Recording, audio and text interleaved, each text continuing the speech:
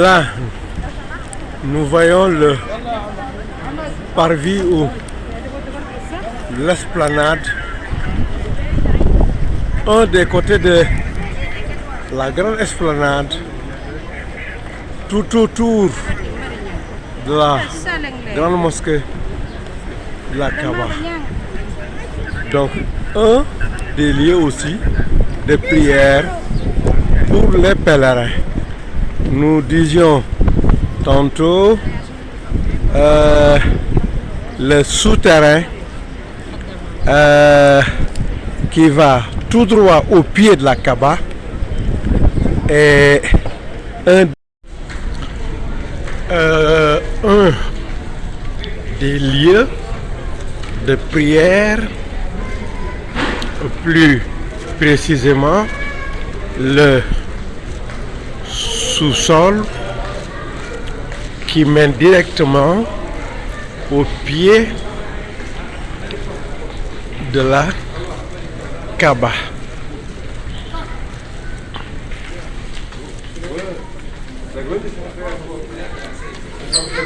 Donc vous voyez, les pèlerins sont installés au sous-sol.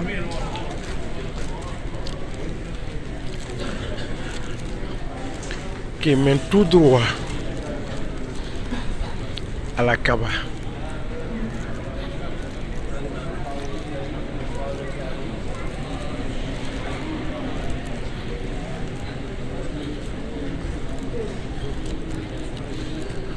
En tout pour tout, il y a 4 niveaux pour les pèlerins pour effectuer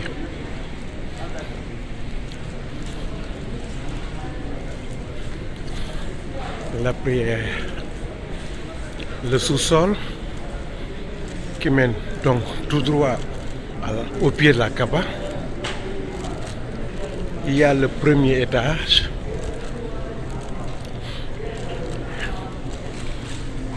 Il y a le rez-de-chaussée d'abord. Il y a le premier étage. Et il y a le deuxième étage, le troisième et la terrasse.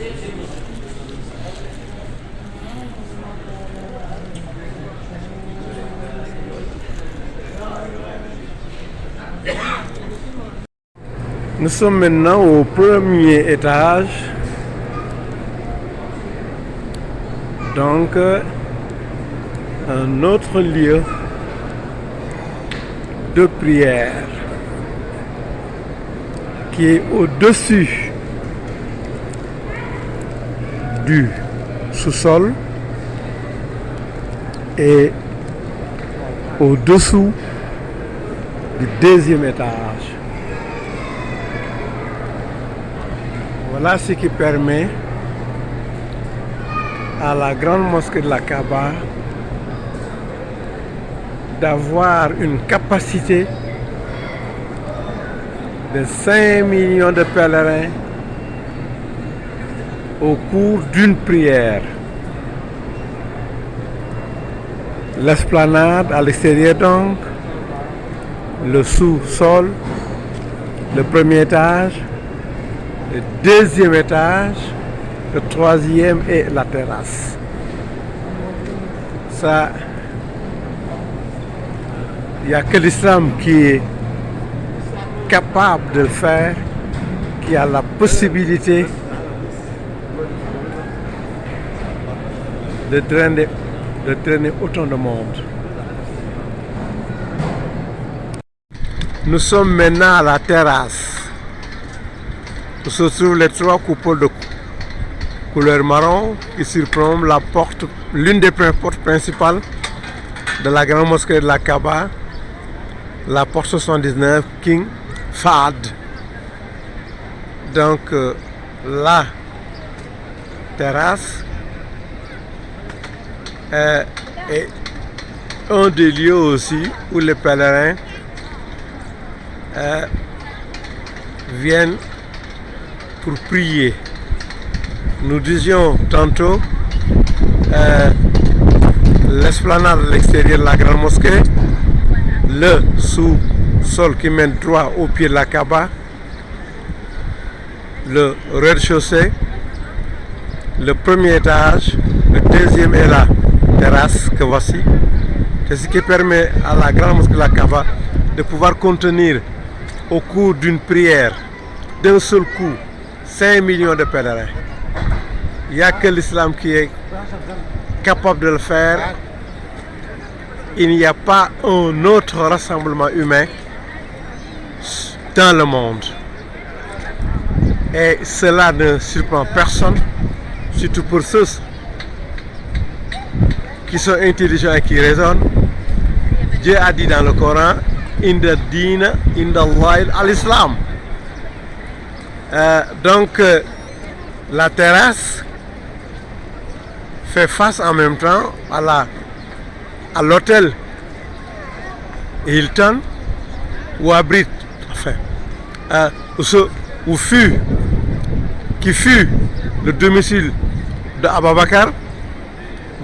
le premier converti à l'islam et père de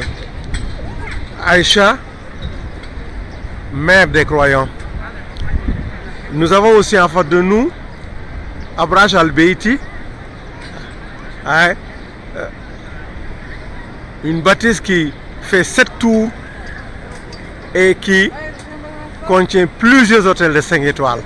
On peut en citer Pullman, on peut en citer Hilton, on peut en citer Sheraton, on peut en citer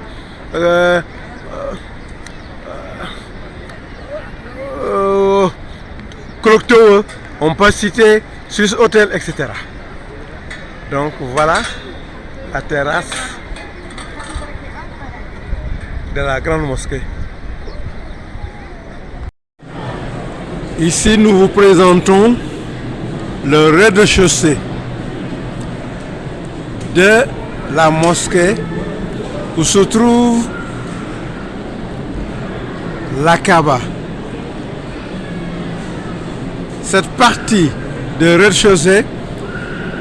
c'est exactement par l'entrée de la porte 79, appelée aussi King Fahad.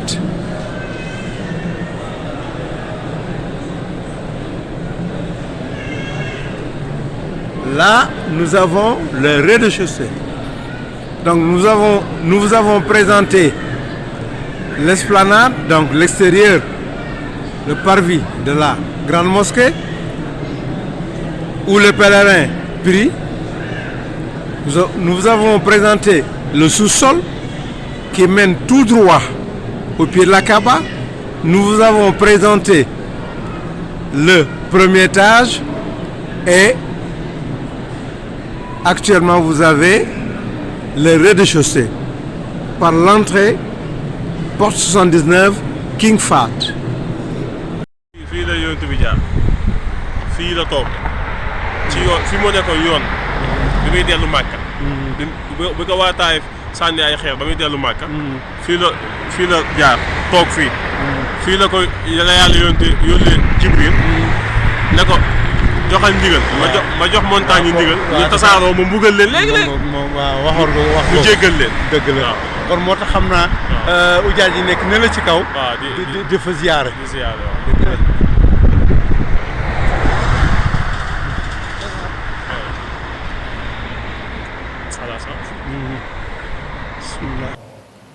ñu ngi fii encore ci masjid al Quds fii ngeen gis nii fii la ñuy wax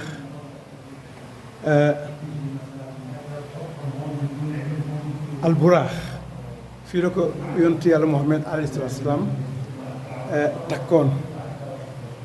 di ko yàlla di rañaanal di ko yóbbu aras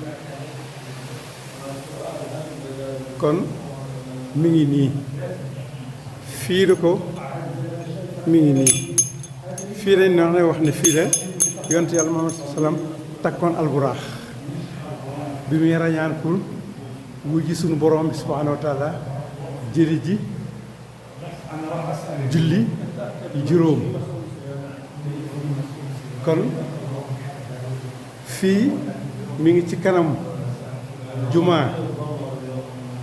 la grande mosquée de Jérusalem mi ngi ci kanamam ci kanamu en même temps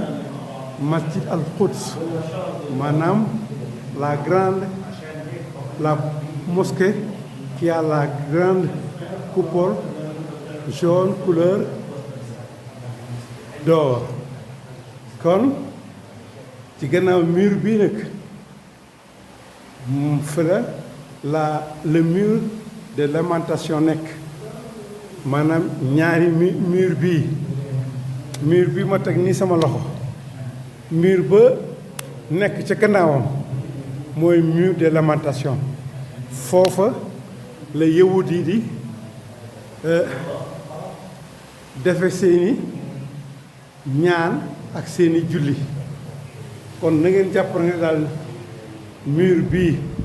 sur sa longueur ca gannaawam mu dëppaloo ak beneen mur moom la ñuy wax le mur de lamentation foofu la yawut yi juif yi di jullee kon allahuma salli ala muhammad wa ali muhammad gis ngeen fii ab souterrain gis ngeen ñiy wàcc ci escalier yi di ñëw ñu ngi nii allahuma salli ala muhammad wa ali muhammad allahuma salli ala muhammad wa ali muhammad ñu wanaat leen fii ñu wax ne fii la mi ngi nii ma yore waaw fii la yonte yàlla moo takkoon alburaax allahuma salli ala muhammad waaw da nga si jóge Aliou Boye étudiant sénégalais la bu nekk fii ci Makka dañu àndoon tey mu may présenté Hudaybiya gis ngeen ujaaj ji généralement nit ñu weex ñi ñoo fi ñëw asiatique yi donc Hudaybiya pèlerin africain yi duñ fi ñëw te bërëb la boo xam ne wax dëgg yàlla waroon nañ ko seet war nañ ko nemmeeku ndax Hudaybiya histoire la ci l'islam gis ngeen tout ce beau monde là hein donc ñu bëggoon na laajte sunu doom ji Aliou Boye étudiant la sénégalais bu nekk fii Makka Aliou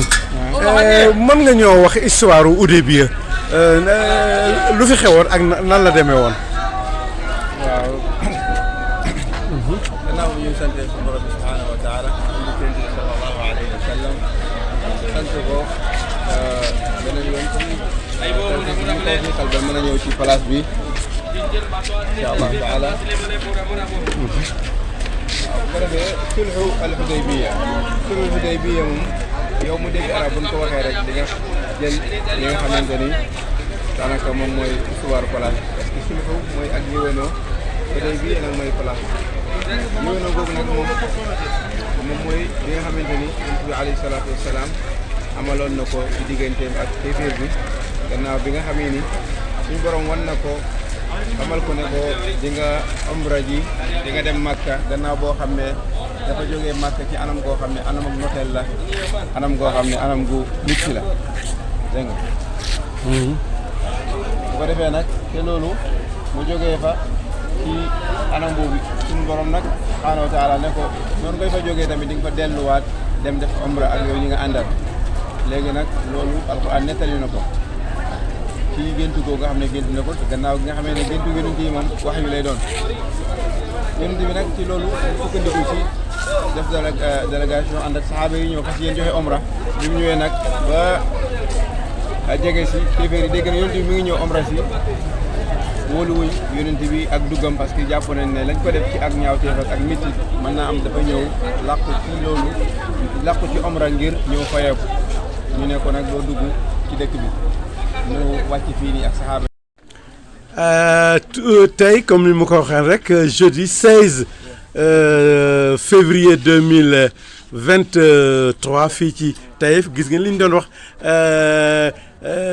ziyaare bi nga xam ne asiatique yi ñu ngi koy ñëw di ko ziyaare fii ci Taïf ci dëkku ndijaayu yontu yàlla Muhammad alayhi salaatu salaam maanaam ndijaayam ci Alimatu Saadiya gis ngeen de ñoom xam nañ yilla ji néewaluñu dara fu ñu dégg na yonent bi alayhi salaam teg na fa tànk mbaa jaar na fa rek ñëw nañu ziyaare foofu kon fii mooy Taïf waaw kon bon fii mooy Taïf ah fii ab tool la woon waaw tool boobu nag ba léegi mi ngi fi waaw kon bon gis ngeen waaw kon c'est un patrimoine culturel